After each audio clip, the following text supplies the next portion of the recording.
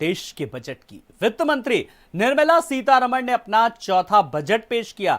आम आदमी को इस बजट में इनकम टैक्स के मोर्चे पर फिलहाल कोई राहत नहीं मिली है और इनकम टैक्स स्लैब में कोई बदलाव भी नहीं किया गया। इसका साफ अर्थ है कि टैक्स के रूप में जाने वाली पूंजी पर कोई बचत नहीं मिलेगी। आईटीआर में गड़बड़ी को सुधार करने के लिए फिलहाल 2 साल का समय मिलेगा।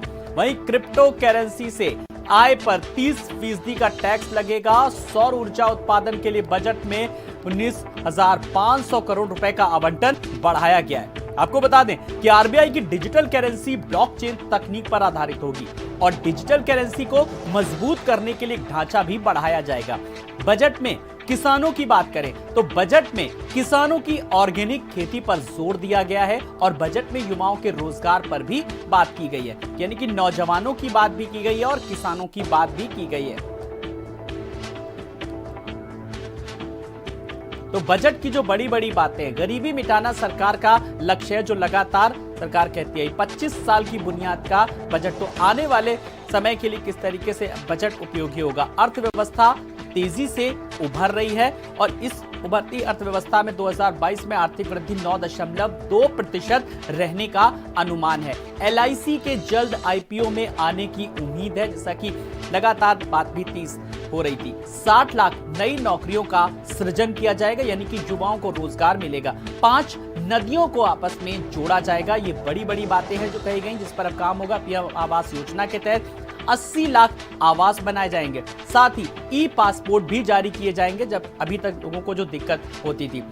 डाकघरों की बात करें तो एटीएम की अब सुविधा मिलेगी, इसका विस्तार जो है उसका दायरा बढ़ेगा। तो गरीबी मिटाना सबसे बड़ा लक्ष्य है। तो देश के जब अन्नदाता की बात करते हैं, क्या कुछ खास है। 2023 में मोटा अनाज वर्ष फिलहाल घोषित और तिलहनों के उत्पादन को बढ़ाने पर जोर। यह है किसानों के लिए जो सुविधा है बजट में। ऑर्गेनिक खेती पर सरकार का पूरी तरीके से जोर है, पूरा फोकस है किसानों के लिए। और बड़ी बात कि किसानों को डिजिटल सर्विस मिलेगी पूरी तरीके से, जिसके जरिए ट्रांसपेरेंसी भी बढ़ती जाएगी। सिंचाई, पेयजल सुविधाएं बढ़ाने पर पूरा फोकस है इस बजट में। साथ ही रासायनिक मुक्त प्राकृतिक खेती को बढ़ावा दिया जाएगा और गंगा के किनारे किसानों की जमीन पर पूरा फोकस है कि वहां पर उनके लिए किस तरीके से आय के स्रोत बढ़ाए जा सकते हैं। गंगा नदी के किनारे 5 किलोमीटर चौड़े गलियारों का निर्माण होगा और एक स्टेशन एक उत्पाद योजना शुरू की जाएगी, जिससे किसानों को लाभ मिले। एग्री यूनिवर्सिटी को बढ़ावा मिलेगा, लगातार उसके लिए भी काम किया जाएगा। तो खेती में मदद करेगा ड्रोन, जो कृषि उपकरण हैं उनको लेकर के, और किसानों की आय को बढ़ाने पर, यानी कि जो आय को लगातार बढ़ाने पर जोर दिया जाएगा। और बड़ी बात, पीपीपी मोड में योजना शुरू की जाएगी। वहीं एमएसपी पर रिकॉर्ड खरीदारी की जाएगी, जो एमएसपी जो एक बड़ा मुद्दा रहा पिछले कई सालों से। साल 2023 मोटा अनाज वर्ग घोषित। ये हैं बजट से किसानों को क्या कुछ लाभ मिलेगा। भारत सरकार का आज का बजट माननीय प्रधानमंत्री श्री नरेंद्र मोदी जी के नेतृत्व वाली सरकार का तो यह 10वां और आदरणीय वित्त मंत्री जी के माध्यम से ये चौथा बजट है। मैं बजट का स्वागत करता हूँ। बजट बहुत शानदार है, जानदार है।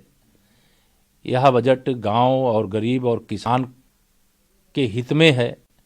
यह नौजवानों के लिए रोजगार की बरसात करने वाला है। यह जो इंफ्रा है हमारा, रोड सेक्टर हो चाहे रेल सेक्टर हो, उसको बढ़ाने वाला है। और इस बजट के माध्यम से पूरे हिंदुस्तान का हर प्रकार से ख्याल रखने का जो काम किया गया है, यह बजट बहुत ही सराहनीय, प्रशंसनीय है। और उत्तर प्रदेश की 24 करोड़ जनता को इस बजट से सबसे अधिक लाभ मिलेगा। किसानों, महिलाओं और युवाओं के लिए एक प्रगतिशील बजट प्रस्तुत करने के लिए हम आदरणीय प्रधानमंत्री जी का और केंद्रीय वित्त मंत्री जी का हृदय से आभार व्यक्त करते हैं। किसानों के उन्नयन और किसानों की आय को दोगुना करने के लक्ष्य को प्राप्त करने के लिए यह जो किसानों की वर्षों से चली आ रही मांग को पूरा करता है। देखो, बजट से फायदा तो कुछ न कुछ होता है, लेकिन जितना दिखाते हैं उतना नहीं होता। दिखाते जाते हैं, मिलता कम है। हमने ये कहा कि एमएसपी गारंटी कानून बना दो। एमएसपी गारंटी कानून से ये होगा कि सस्ते में फसलें की खरीद बंद होगी और उसका फायदा ये होगा कि जो सरकार कह रही है कि हम खरीद ज़्यादा करेंगे किसान की, अगर कानून हो जाएगा तो कम रेट पे खरीद नहीं होगी। ये महंगा है और खाद महंगी है, डाई भी बहुत महंगा है। इस सब को सस्ता करें तब किसान जो है और आगे बढ़ेंगे, पैदावार बढ़ेगी, किसान समृद्धि होगा। खाद बीज आयल बा हमन के सुविधा से मिल जात हो, पानी बिजली काफ़ी मिलत है, इससे पानी भी समय से खेती में हो जाता हो। तो केंद्रीय वित्त मंत्री के बजट से व्यापारी वर्ग में नाराजगी देखी जा रही है। व्यापारियों का कहना है कि जो उम्मीद थी वैसा कुछ भी नहीं मिला। केंद्रीय वित्त मंत्री सीतारमण ने आज अपना बजट पेश किया है और बजट के दौरान जो तमाम व्यापारी हैं और या अगर हम बात करें हर वर्ग की, कहीं ना कहीं लोगों को अपेक्षा थी कि जो बजट आएगा उनके लिए जो है बेहतर किया जाएगा। तो किस तरह का बजट रहा है, यहाँ पे तमाम व्यापारी मेरे साथ मौजूद, उनसे बात करेंगे। सर, बजट पेश किया गया, क्या लगता है किस तरह का बजट रहा आप लोगों के लिए? उत्तर प्रदेश आदर्श व्यापार मंडल के पदाधिकारियों ने आज बजट को पूरा देखा और कहीं भी हम लोगों को व्यापारियों के लिए कुछ इसमें दिखाई ही नहीं दिया, ना उद्योगपतियों के लिए, उद्यमियों के लिए कुछ दिखाई दिया। एमएसएमई सेक्टर के लिए 2 लाख करोड़ की बात कही गई है, लेकिन उसका भी कोई डिवीजन कैसे होगा, किस तरीके से दिया जाएगा, उसकी भी कहीं बात नहीं कही। एजुकेशन सेक्टर के लिए जरूर निश्चित रूप से कुछ उन्होंने अच्छी बात कही है, लेकिन बाकी पूरा बजट जो था वो एक तरीके से भाषण था और ना ही आम जनता के लिए टैक्स के स्लैब में कोई परिवर्तन किया। इस बजट से व्यापारियों को, उद्यमियों को बहुत निराशा हुई है। बिल्कुल, और भी लोग हैं, आपको क्या लगता है जो आशाएं थी क्या वो पूरी हुई? बिल्कुल नहीं। मुझे लगता है कि आज़ाद भारत में इतना घटिया बजट शायद ही देश ने कभी देखा होगा। लगातार इन्वेस्टमेंट के नाम पर, फ्यूचर के नाम पर देश के साथ लगातार धोखा हो रहा है।